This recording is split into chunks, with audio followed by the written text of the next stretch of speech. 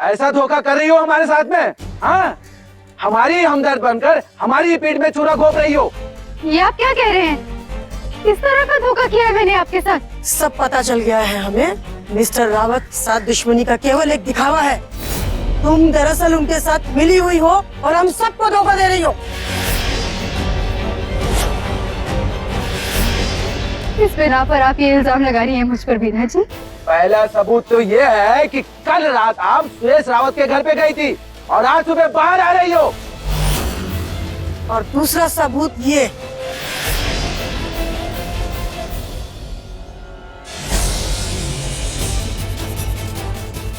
हम सब ने ये तस्वीरें देख ली है। बताओ जरा इस बात का क्या मतलब निकाले? अगर यही सब करना था तो आपने हमारा साथ ही क्यों दिया? आपके दिमाग में क्या चल रहा है बताओगी जरा? देखिए, आप मेरी बात सुनने की कोशिश तो कीजिए। जो आप देख रहे हैं वो सही नहीं है। अरे क्या सुने? फिर कोई नया झूठ, फिर कोई नई कहानी है? आप धोखेबाज हैं। फाल्गुनी पुरोहित, फाल्गुनी पुरोहित, फाल्गुनी पुरोहित, फाल्गुनी पुरोहित। बंद करो ये बकवास।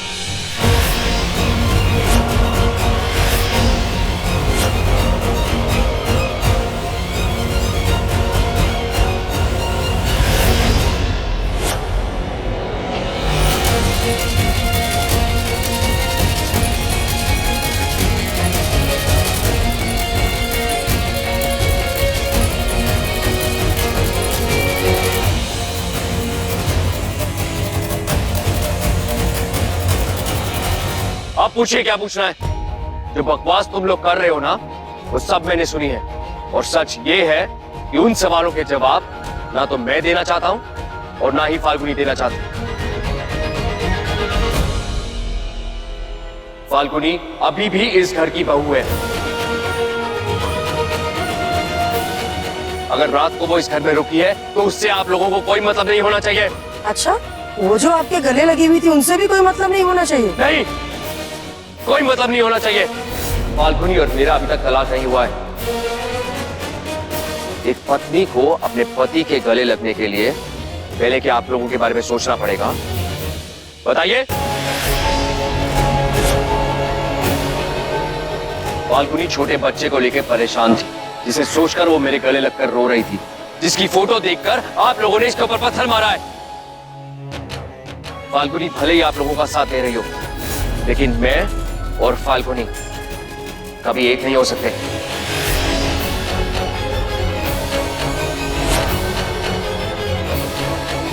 मैं जानता हूं कि वो आप लोगों की तरफ से लड़ रही है। अगर एक कमजोर पल में वो मेरे गले लगती है, इसका मतलब ये नहीं है कि मैं और फाल्गुनी एक हो चुके हैं। मैं और फाल्गुनी नदी के वो किनारे जो कभी भी एक नहीं हो सकते।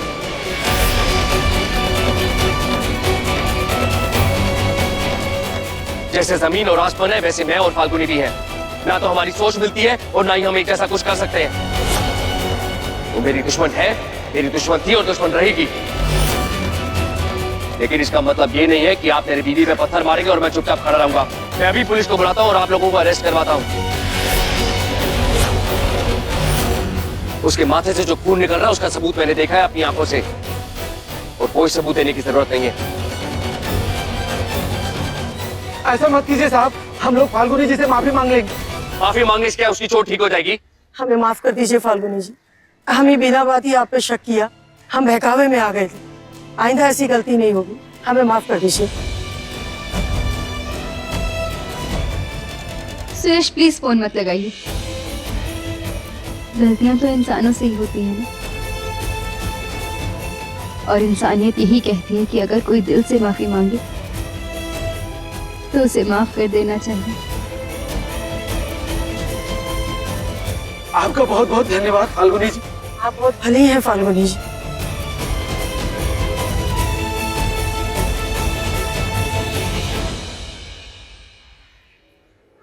Thank you. इसकी कोई जरूरत नहीं। अगर तुम्हारी जगह कोई और होता ना तो मैं यही करता जो मैंने अभी किया, क्योंकि मैं बदतमीजी बर्दाश्त नहीं कर सकता। आप जुबान से कुछ भी कहिए सुरेश, जो मैंने आपकी आंखों में देखा है वो तो यही है कि आप मुझसे बहुत प्यार करते हैं और हम दोनों बहुत जल्दी एक हो जाएंगे। क्या सोच रही? तुम्हें दिखाई नहीं दिया कि इन लोगों ने इतनी जल्दी तुम पर शक करना शुरू कर दिया? मुझे तो कुछ और ही दिख रहा है।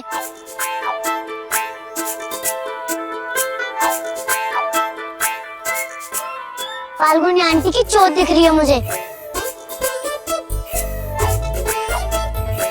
अब आप केवल बात करते रहोगे या दवाई भी लगाओगे? जिसने घाव दिए दवाई भी वही लगाएंगे, मैं नहीं लगाऊंगा। रहने दो लड्डू, इतनी बड़ी चोट नहीं है, मैं ठीक हूँ। चोट गहरी हो या ना हो मुझे कोई फर्क नहीं पड़ता। जब आपके घर के सामने है ना चोट लगी थी तब तो आपने दवाई लगाई थी। तब इन्होंने तो नहीं कहा था जिसने जख्मी किया है वही दवाई लगाएगा।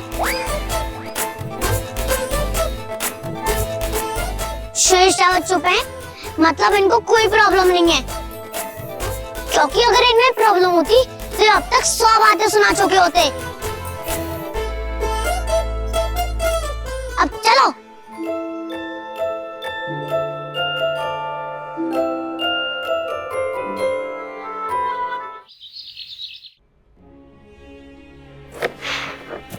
अब तो डर नहीं हो रहा ना? पत्थर से कटा है, सेप्टिक भी हो सकता है, डॉक्टर को बुला लें क्या? नहीं नहीं, मैं बिल्कुल ठीक हूँ। चोट भी इतनी गहरी नहीं थी और अब तो लड्डू ने दवाई भी लगा दी है ना? कारीगरों को ऐसी हरकत नहीं करनी चाहिए थी। इन लोगों से और उम्मीद भी क्या की जा सकती है? देखो अभी भी समय है, सोच लो, मान लो मेरी बात। ये ड्रामेबाजी, ये धरनेबाजी, ये हड़ताल, ये सब खत्म कर दो। इस घटना को अपने फायदे के लिए इस्तेमाल करने की कोई जरूरत नहीं है सुयश। मैं इन लोगों का हक जिन्हें सच और झूठ का फैसला लेना नहीं आता, जिन्हें सही और गलत के बारे में कुछ पता नहीं है, जो किसी के भी बहकावे में आके कुछ भी बोल जाते हैं, अपनी अकल नहीं लगाते, उन लोगों का साथ देना चाहती हो तुम? नहीं, मैं ऐसे लोगों के खिलाफ हूँ। पर जो आपने बातें मुझसे कही हैं वो कारीगरों के लिए कम और आपके लिए ज्यादा खरी हैं सुयश। इन कारीगरों को इंसाफ दिलाने आई थी, न्याय दिलाने, और उन्हें न्याय दिलवा कर ही रहूंगी। लेकिन अगर ये भटकेंगे तो मैं इन्हें रास्ता भी दिखाऊंगी, इन्हें साथ में लेकर चलूंगी। अब ये लड़ाई सिर्फ इंसाफ की है और किसी चीज की नहीं। तो ठीक है, लड़ती रहो और ये दर्द सहती रहो।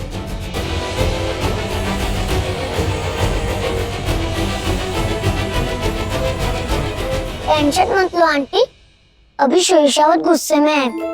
जब मगज ठंडा होगा तो अपने आप मान जाएंगी।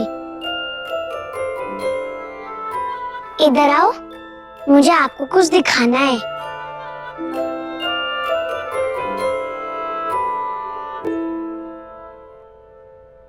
आओ आंटी, ये देखो कितने सारे खिलौने। शेषावत ने बोला है कि मैं इन सब खिलौनों से खेल सकता हूँ। पहले मैं यहाँ अपने आप आ गया था, तब उन्होंने कहा था कि इन खिलौनों से मत खेलना। फिर पता नहीं क्या हुआ, उन्होंने बोला कि जब चाहे तब आ जाना खेलने के लिए।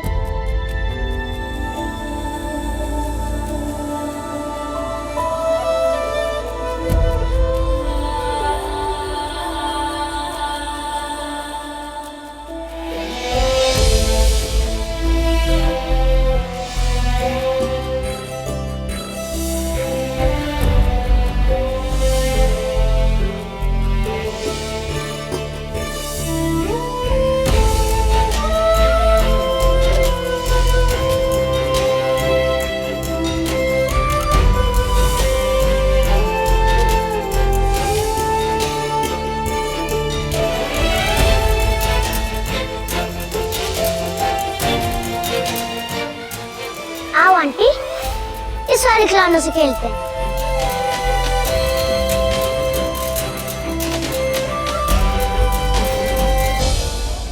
खेलो ना आंटी।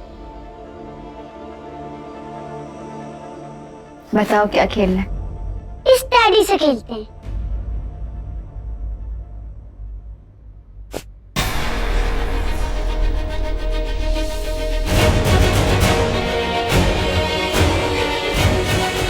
हाथ भी मत लगाना, अपनी हाथ में रहना फालतू। तुम जानती हो ना कि इस कमरे में और इन खिलौनों को हाथ लगाने की इजाजत तुम 7 साल पहले खो चुकी हो।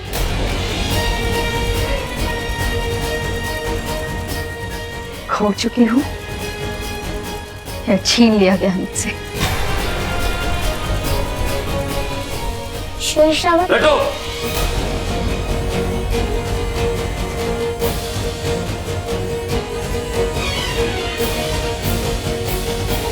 उन वर्कर्स के सामने मैंने जो कुछ भी कहा इसका मतलब ये नहीं है तुम इस घर में आती रहोगी। जाओ यहां से और दोबारा मत आओ।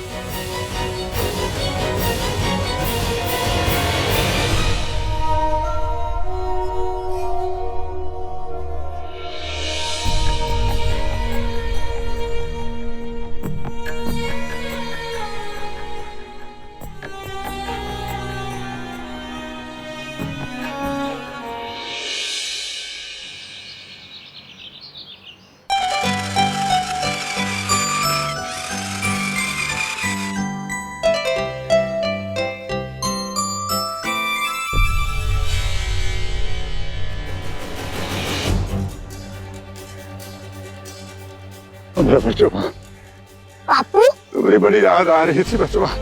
आज हम तुमको घर से तो निकाल दिए बचवा, लेकिन तुम्हारे जाने के बाद ना घर ससुरा एकदम खाली खाली लगने लगा। तो ले जाओ ना बापू। हाँ बचवा, हम तुमको ले चलेंगे, बहुत जल्दी ले चलेंगे। ये देखो हम अपने बचवा के लिए क्या लाया हूँ, चॉकलेट। खाओ खाओ। अच्छा बचवा, मेरा मन तो लग रहा है नहीं यहाँ पर। लग रहा है बापू।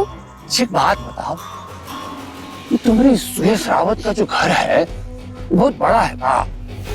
और नहीं तो क्या, सिनेमा में जैसे महल होता है ना, बिल्कुल वैसा घर है इसका। अच्छा, इस घर में जाने का दरवाजा किधर से है? उधर से बापू। इधर से?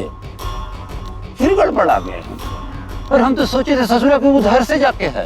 नहीं बापू, उस तरफ से तो पीछे वाला दरवाजा है, किचन के पास खुलता है। क्या बात कर रहा है? एक घर और दरवाजा तू? दो नहीं, 4 दरवाजे हैं बापू।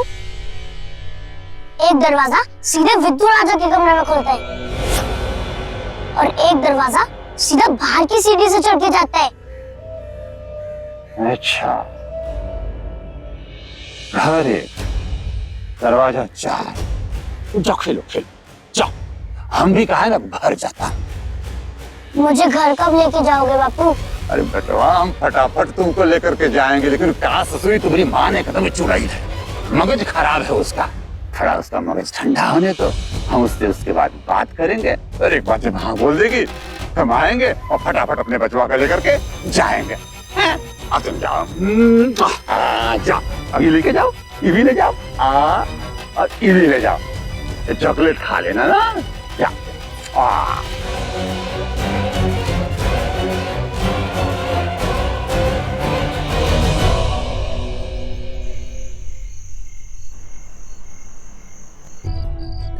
मुझे समझ नहीं आ रहा है जीजी माँ, कौन हो सकता है वो जो आपकी और जीजू की ऐसी फोटो खींचकर कारीगरों के फोन में भेजेगा? वही तो समझ नहीं आ रहा है बिट्टू, कौन हो सकता है जो नहीं चाहता कि ये हड़ताल खत्म हो? कौन हो सकता है जो सुरेश की परेशानियां बढ़ाना ही चाहता है?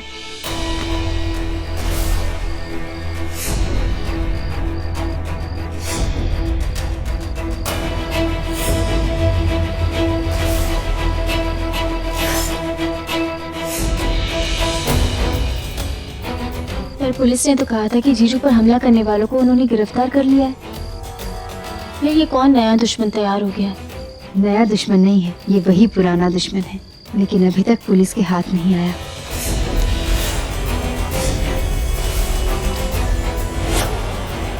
एक तरफ से अच्छा ही है कि आप जीजू पर नजर रख सकती हैं, पर हमें थोड़ा सावधान रहना होगा जीजी माँ, क्योंकि जो दुश्मन है वो चुप तो बैठेगा नहीं।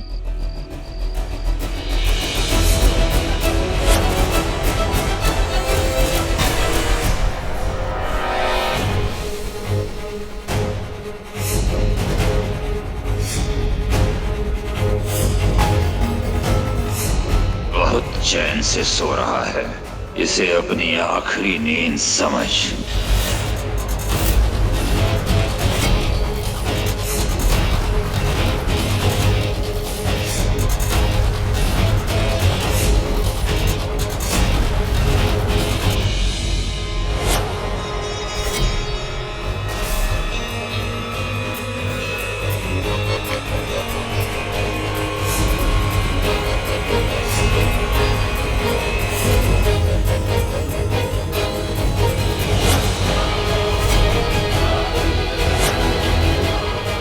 अब तुम उठोगे, पहला कदम उठाओगे और बिजली का झटका खाओगे।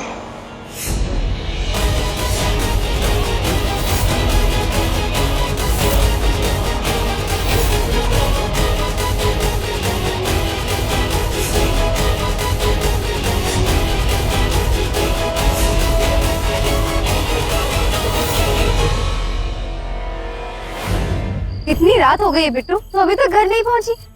घर में घुसते ही मुझे फोन करना, ठीक है?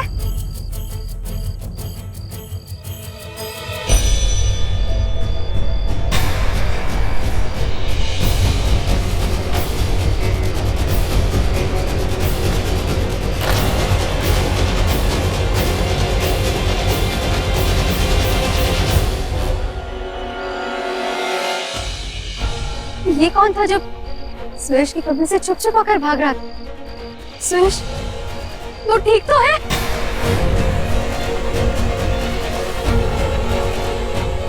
ये कैसे खुला रह गया?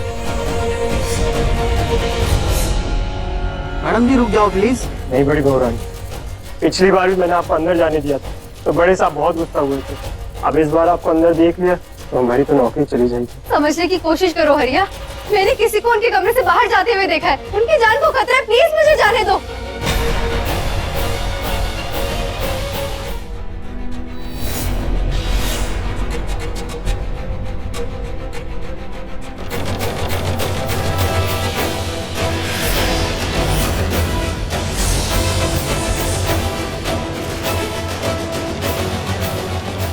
अगर ये आपका वहम हुआ और वहां पे कोई नहीं हुआ तो फिर बहुरानी,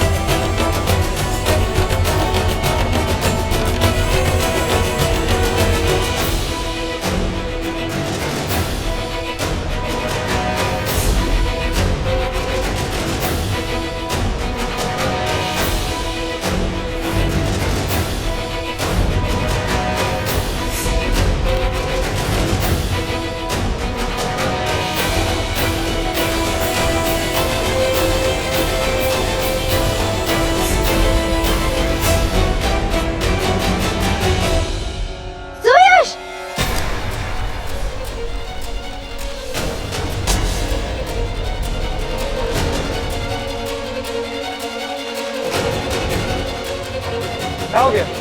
मैं मना किया था ना यहाँ आने से। बात समझ में नहीं आती क्या?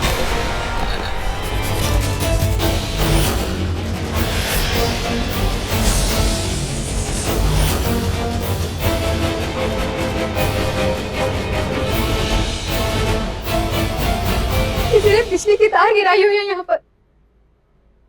आप ठीक तो है ना? हाँ, मैं ठीक हूँ। किसी ने फिर से आपकी जान लेने की कोशिश की है। पुलिस तो कह रही थी उन लोगों को अरेस्ट कर लिया है। सुरेश वो ठीक हो ना?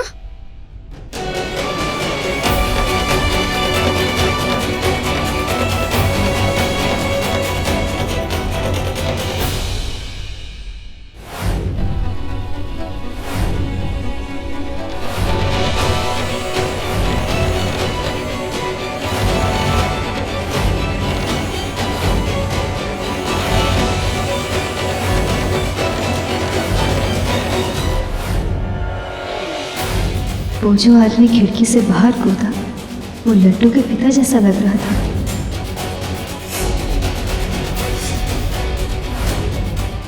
क्या सच में वो लट्टू के पिता ही थे?